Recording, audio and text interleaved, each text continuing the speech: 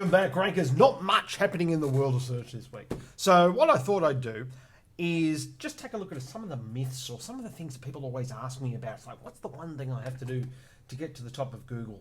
Well, there isn't any one thing. There's a lot of things, and it also depends on who is number one and who you're trying to beat. Remember, you're not trying to beat Google. I wanted to start off with a really hard phrase to rank for and have a look at the sites, or one site in particular, that is ranking number one for a very competitive phrase. And we've looked at this site before, but I just wanted to show you some things that we didn't look at last time. First thing, of course, you've got to do is go to Google Trends and do your keyword research. I've got two phrases here. I've got low interest credit cards and low interest credit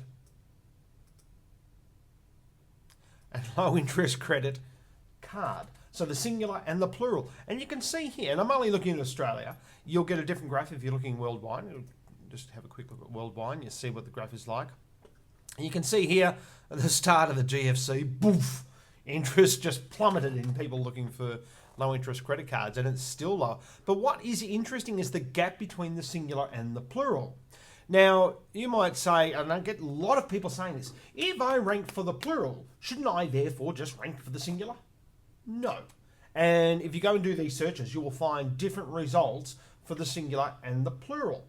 And people say, well, why? If I rank for the plural, I've already got the singular there in the name. Well, the reality is if someone's trying to specifically rank for the singular and they're more authoritative for that word, they're going to rank higher for it. Just because you're more authoritative for the plural doesn't mean you'll rank for the singular. And you can see here it's quite significant. You're talking, what's that? It's about almost a 75% difference. I'm doing my maths on the fly there. So it's quite a significant difference between the singular and the plural in this particular case. So, and you can see here it seems to be seasonal as well. Or certainly, back in 2011, people were looking for the plural. Then they spiked up to the singular earlier this year, and now they're looking for the plural again. There are fickle lot searches, so it just pays to have a look at what's happening over a period of time for a given search. And you can see here what is equally ranked as far as Google's concerned for this search, and as a related phrase, is credit cards Australia. So we've got 100 there, which tells us that Google thinks this phrase is probably just as popular as, this one here. And you can see this is where they've peaked, and then everything's taken from that peak and it's relative to that peak. So these are relative numbers, relative percentages, if you like. They're not actual numbers of searches. Right. So let's just go and take a look at who has been ranking for that phrase. As we've seen before, I've done the credit card search, and Bank West in Australia, bankwest.com.au, is the number one result for credit cards. Not low interest credit cards though. That's another company. So just because you get really, really authoritative for one phrase doesn't necessarily mean you're automatically going to rank for another phrase. But I want to show you a couple of interesting things about this site. So if we go back into Google, and then we go and have a look at the cache. And I've showed you the cache before, and this is important. So, Google visited this site on the 3rd of November, not that long ago, and there's a site as it looked then, and it looks pretty much the same now. Now, someone asked on YouTube last week when I was talking about site speed and Google not indexing or downloading and storing the images. It's grabbing these images from the live site, okay, in the cache. So because the person said, well, how? There's the cache. Those images are coming out of the Google cache. Well, no, they're not. If you go and have a look at any image in the Google cache, you'll see Google is dragging it from the live site, all right? And that's just to do with site speed in last week. So don't worry about that for the moment. The thing that you need to look at, though, when you're analysing any site is have a look at the text-only version. And this is the text-only version of the site. So essentially, this is what Google is seeing. Now, you might look at that and you go, that seems a lot of text compared to what I was just looking at. Because what I was just looking at seemed, I don't know, where's all that text? Am I dreaming? So what I did was I went and got a text editor And I thought I'd just have a look. Now, what I've highlighted here is what you would see. This is just the text on the page that you would see if you went to that site. What Google is seeing, however, is all of this underneath it. So you might say, hello, hello, hello. It's a bit of black hat going on there, isn't it? Bit of the old, well, no. No, it's not. It's clever design, is what it is. You could argue till you're blue in the face with some people that it's grey hat, I guess. But there's a reason that this text is not immediately visible to the user for design reasons.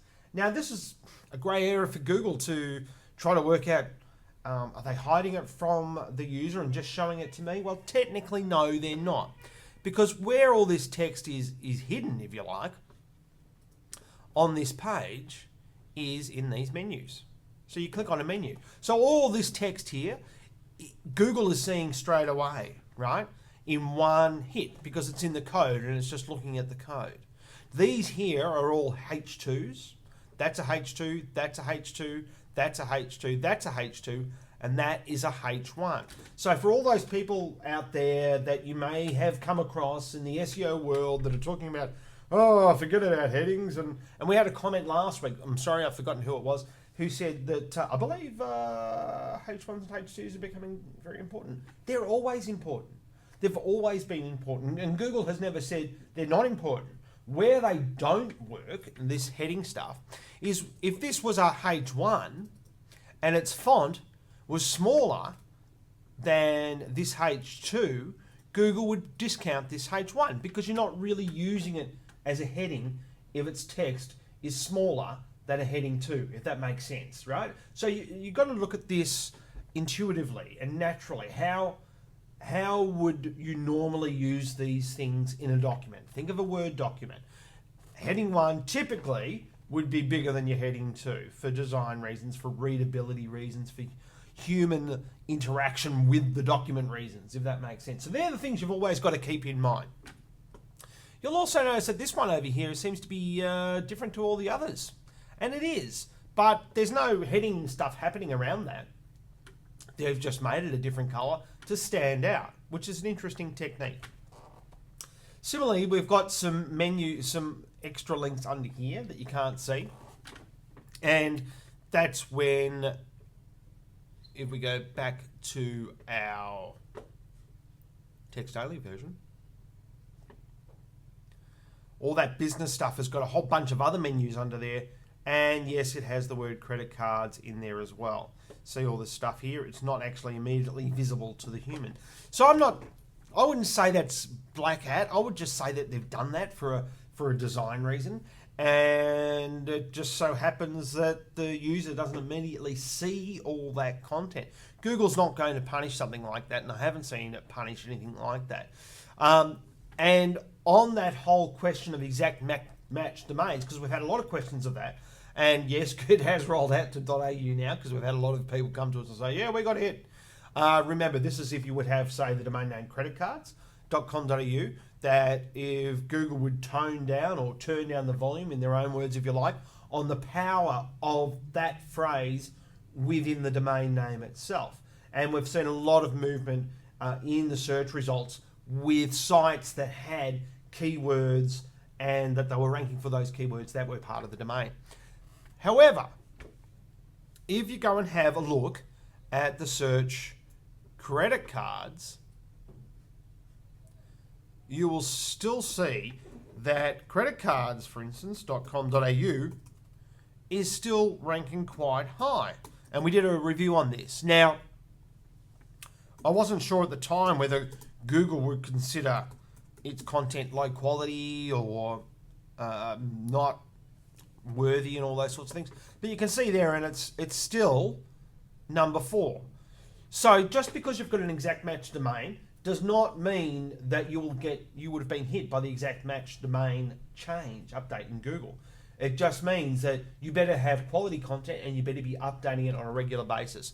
And quality content can mean just basically stuff that makes sense, that people link to naturally. The other thing with this site is that it is owned, this is creditcards.com.au I'm talking about at the moment, It is owned by Online Marketing Group, which I believe is a division of Fairfax Media. And if you just do the simple, and you can do this, Google won't tell you everything when you do this particular search, but it will tell you some of the things it knows. So you go link creditcards.com.au, and you can see the Age Good Food Guide. Well, that's a restaurant guide. Why would it be getting it? And this is telling us where the backlinks are coming from. But you can see here there's some themes happening here. The age.com.au, which is also a Fairfax owned property, a very popular paper and website here in Australia. But you can see it's getting a lot of links from these areas. So where is it getting those links from? Well, when you go and have a look down the bottom of the page here, you've got all of these backlinks here going to creditcards.com.au. Okay, so it's Fairfax are advertising that property through their own site. And you might say, well, hang on, that's dodgy backlinking because essentially they're paying for the backlinking. Yeah, I know, grey area, huh? Who knows whether Google's actually counting those backlinks as being worthy of making that site rank higher. You don't know. So Google may have already discounted these backlinks. But, you know, the exact match domain, backlinks, and this is presumably all over the Fairfax Media sites, of which there are several, lots and lots of different pages, and lots of different anchor text, lots of different keywords. Check it out. So it's not just one thing. So when people say to you, I know the one thing that's going to get you to the top of Google, unless they've studied your site and the competition above you, they're lying, because there are a whole bunch of variables. And remember, to get to, like, if I was wanting to get to number one from above Bankwest for credit cards, well, I know it's got pretty good SEO on site. I know that it's got backlinks from some pretty major heavy hitting sites out there. It doesn't have a lot compared to some other sites. So all this thing about you need more backlinks, well, no, you only need the right backlinks from the right sites that are relevant to your industry and that are better than your competition. And then you do better SEO, have cleaner code on your own site, signpost it. And in here you can see we're giving a lot of resource, if you like, off that ranking page to other financial information about credit cards and those sorts of things within the site. And make sure your site is fast, make sure it's performing well. And all these things will vary in degrees depending on how difficult it is to rank for that particular phrase, meaning how much competition is in that area that you're trying to rank for. Hopefully that's helpful, and we'll see you next week. Thanks very much. Bye.